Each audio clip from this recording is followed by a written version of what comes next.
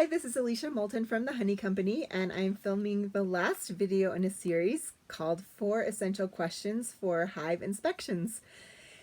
And we talked about already about looking to see if your queen is healthy, if you have provided enough room for the bees, if they're healthy, the regular bees are healthy. And then our last question, which this video will be about, is there honey? So bees consume honey for energy. They don't need a protein source, they only need a carbohydrate source. So they get honey by visiting flowers, plants, and then they consume the nectar of the plant. They digest that nectar a little bit in their honey stomach, and then they spit it back out into a cell in the honeycomb, and then they cure that, and that becomes honey. They have to dry it out a little bit, and it becomes honey. So if nectar is scarce, like if we're having a drought, bees are going to go hungry, and we may need to feed them or move them to a spot with more nectar. So we want to really carefully pay attention to what our bees are visiting throughout the growing season, and to see which flowers are blooming and when in your area. We want you to really pay attention and learn the annual rhythm of your hives. So some questions that you'd want to ask are there gaps in your local nectar flow? Are there times when in the spring there's dandelions and yellow sweet clover, and then there may be a gap, and then later on there may be cone flowers like sunflowers and things like that in the landscape, and later on there may be rabbit brush, plus all the trees in between. Okay, so if there is a gap, can you plant something to help fill the gap? And then what kind of plants do you see growing within 3 miles of your hive? Bees they like to stay as close to possible. They like to stay as close as possible to their hive, but if they need to, they will fly up to 3 miles to collect things. Some of our most productive nectar flows come from linden trees, yellow sweet clover, mint, which I don't know, in the garden, or other herbs. They love that, and cone flowers in the fall, or the late summer, I guess. So for us, our personal honey harvesting philosophy is that we harvest honey throughout the summer because we have honey customers asking for honey throughout the summer. And so that can be a strategy that you might want to use. And other beekeepers harvest all of their honey at once in the late summer.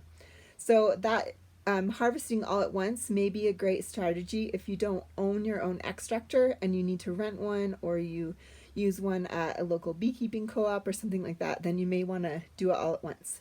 So we harvest honey on a warm day when most of the bees are out working. So during the daytime is the best, or if you work till 5 or whatever, do it as soon as you can after you get home.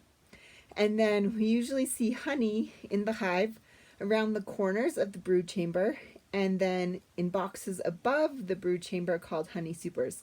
Usually we leave the bottom 2 boxes for the bees to be like their brood chamber, and like store little honey for them to use to raise baby bees, and then we extract the things above. Sometimes we take a frame of honey from the sides of those brood boxes, but usually we leave that for the bees. So we want to, when we're extracting honey, that's the thing that makes the bees most mad. So when you are going to approach the hive, start your smoker before you open the hive, not after they're mad, because the smoke can prevent them from getting as mad in the first place, right? And we can smoke them a little bit, and we want to wear our best protective clothing when we're swiping honey.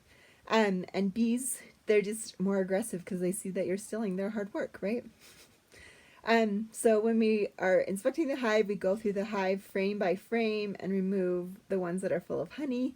We put those into a bee-tight place as we go. So some of our customers use like a big Sterilite bin or some kind of Rubbermaid bin or something that is bee-tight, and they'll take out the frames of honey, remove the bees from them by shaking them, and then put them into the bin or the container. We use a deep box, that's we have a lot of bee boxes, right? So that's our most useful tool.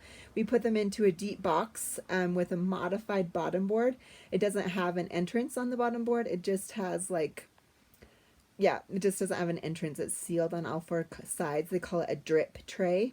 And we use those to keep the bees out of the honey that we just swiped from them, so that they won't like rob it and take it right back to their hive. It's amazing how fast that happens. We had a customer that they extracted all their honey and they felt so proud and they had it in the wheelbarrow, right? But by the time they got back to it and started to take it in the house, the bees had robbed all of the honey back from the frames that they just took. They just opened up every cell and sucked that honey out and flew back to their hive.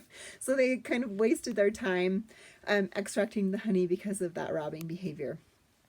So we always, if we're taking out frames of honey, we put back empty frames or just some kind of frame in that space so that the bees will not build rogue comb in that space without the frame there.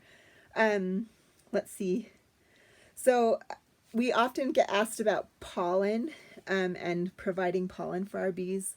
We don't provide pollen for our bees. In our area, let's see, I should say this first. Pollen is the protein source for honeybees. And so the adult bees, their bodies are done growing, but the larvae and pupa, they need pollen to make like the baby formula for those brood. The adult bees need to make the baby formula for the brood, right? So they need a protein source, and that protein source is pollen. So in our experience, our bees have always collected enough pollen that we didn't need to supplement that at all, except in like severe drought situations. So we don't use pollen patties. We don't make our own pollen patties. We just, we do watch for it. Like we look to make sure that they have pollen, and they usually store it underneath honey cells. We look in our frames to see, oh yeah, they have a little pollen there that they can use. And I don't know, in our area, it's always been enough. So it's something that it's popular to buy and that bee catalogs will try to sell you, but we haven't really needed it. But maybe you do. You'll have to watch in your individual colonies in your area to make sure that they have enough of that so that they have protein to raise their baby bees. Let's see, in the winter time, bees consume honey to generate heat. They eat a little sip of honey and then they shiver their bodies and then the heat that generates keeps the colony warm through the winter. So we need to make sure that they have enough honey in the fall before it gets cold. So to prepare for winter in our area, we have a few rules of thumb. Along the Wasatch Front, we like to have the hives going to be 100 pounds in a 2-deep box going into the winter. That's the whole hive. So you can weigh that with a scale, or you can use your best estimate. And then, let's see, we usually harvest our honey until Labor Day, and then any honey that the bees make after that will be for their winter storage. And we try to, in late October, like Halloween, we compress the hive from however tall it is down into 1 or 2 boxes. And we put them into the smallest area that they'll fit so that they can keep it warmer during the winter. And then we decide about its weight after that. If it's light, if it weighs less than 100 pounds, we'll feed either honey or sugar syrup back to them. We prefer honey because that's better for the bees. And then if they feel heavy, we may extract a little bit more honey. So they'll usually be done collecting any honey by Thanksgiving, and we want to make sure that they've been fed all the way until that time. Like that they're all the way heavy, 100 pounds by Thanksgiving. So we feed them in the fall before it gets too cold, because it is really hard to feed them in the winter. Just the moisture issues, it can make them sick. So we leave the hives alone then until a late day in February when it gets warm, above 40 degrees, and then we check them. And then we feed them and feed them and feed them in March. If a beehive is going to starve, it will happen in March. So we want to get that done. We want to feed them then. Okay, thanks.